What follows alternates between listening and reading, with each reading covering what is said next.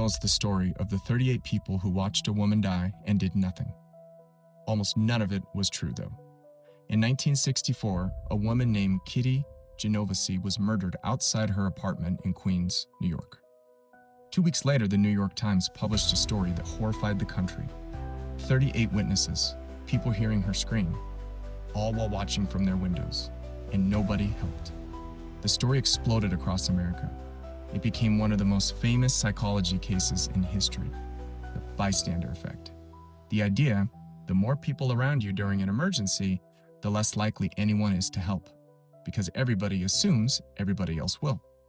It was taught in school for decades. But there was just one problem.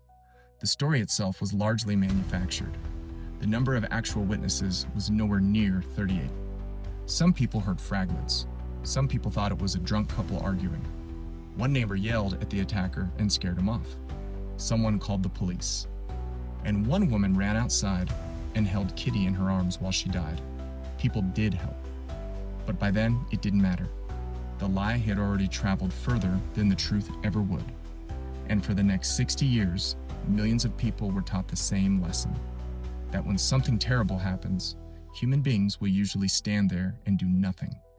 Most people still remember the lie more clearly than the woman who died.